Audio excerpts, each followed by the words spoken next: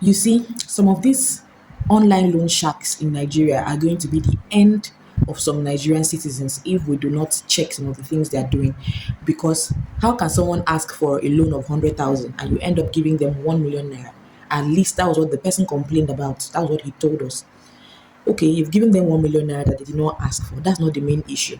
Why is the repayment altogether 1.9 something million, almost 2 million? Again, this is what the person showed us. So that would mean that if it is true, that would mean that the person is to pay almost double, or let's just say double of what he got. 1 million naira to repay 1.9 something million at the end of the day. It doesn't make sense. The interest rate is crazy. Now, the said fintech company has gone ahead to issue a disclaimer, but that is not going to prevent me from sharing with you what I want to share with you today. Because it is not strange to us that most of these loan companies actually harass people into depression. People have lost their jobs and their relationships. People have found themselves in financial crisis because these companies, these so-called loan sharks, are not organized at all, and they don't really care about your welfare. They just want you to pay back money with very crazy interest rates, and they're not even doing the right thing. The reason that people find themselves going to these loan companies, these online loan companies, is because of the loopholes in the banking industry when it comes to obtaining loan. Before a commercial bank will give you loan, you will sweat, and perhaps the trouble you're trying to run away from will catch up with you. That's why people, the process is so easy. They'll say get a loan in 5 minutes, and you just fill the form. You don't even read the agreement or the terms and conditions. You click accept, and then at the end of the day, you find yourself in trouble that you cannot salvage yourself from. Another thing is that most of them exploit the lack of financial literacy of most of their users or customers, and they charge very crazy interest rate. Because if someone who is financially literate looks at the interest rate, the repayment plan, they will just know that this is madness.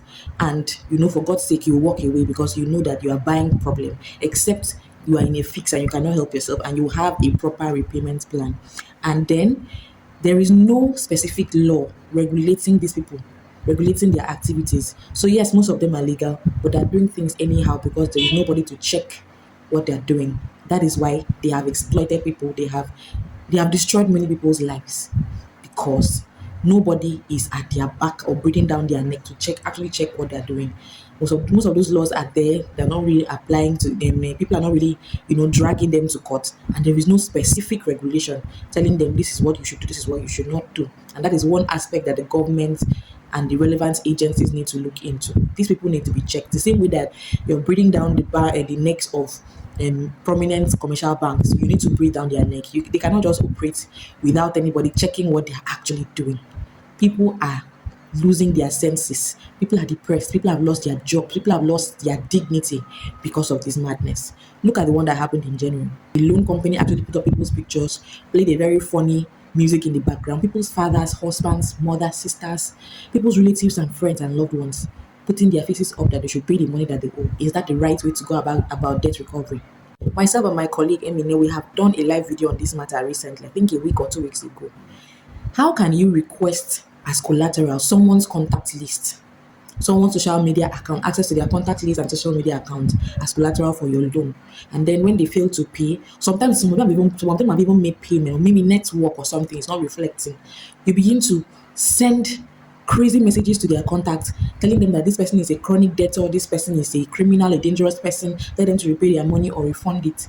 How are you using the information that you have about these people? How are you using their private information? Are you even, is that not a breach of right to privacy? Don't you have a duty to maintain confidentiality when it comes to your customers? How are you processing their data and what are you using it for? These are the things that our government and the relevant agencies need to look into. What business do you have having access to someone's social media account and contact list? If one person doesn't stand up and teach one of these loan companies a lesson, the rest of them will not sit up. Nigerians are used to adjusting to negative situations, so I guess people have adjusted to it, but it shouldn't be so. I haven't seen the one that they posted obituary of a man and his wife that they are dead because they could not repay loan. The thing is that most of them employ people that are supposed to be debt recovery officers. They now offer them very low salary offer, and then they are told that they have to recover money, so you get commissions from whatever you recover. So these people take drastic measures just to recover this money, just because they don't want to set up a proper debt recovery department, a proper legal department, a proper IT department. They just want to make more money and not do the right thing. If you ever find yourself in this situation, this is what you're going to do. You are going to report that company to the Federal Competition and Consumer Protection Commission. Look for their website, find their contact, send them an email, find their phone number, and call them. That is the duty of that agency, to go after these mad people. You report them, let them be used as an example so that other crazy loan companies out there will take dressing. Report them to the FCCPC and join your voices to tell the government and the relevant agencies or commissions to do the right thing. These people should be tracked. Their activities should be tracked. There should be checks so that they can understand that they cannot just operate anyhow that they please. Finally, you too be careful. Please take your time to read the terms and conditions of the offer. Be sure that it is something that you can test before you accept.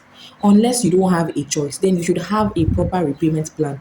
Don't just take money when you don't have plans to pay back. Me, I'm tired. I'm tired of being harassed. That someone I know is a chronic debtor and a criminal and a dangerous person that should be careful. I'm tired. I'm sure most of us that are receiving these messages are tired. So while we are fighting them, you safe. Try and have sense. Don't be a victim and then come online and call us to come and do anything for you. You have the opportunity, you have the option of reporting them, and you also have the option of making sure that that money you want to take, you can repay it at that rate that they are offering you.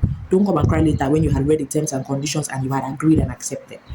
Thank you for watching. If you're seeing this on YouTube, kindly subscribe to my channel for more content like this. And if you're seeing this on Facebook, please follow my page and share this video so that other people can learn. Thank you and have a blessed day ahead.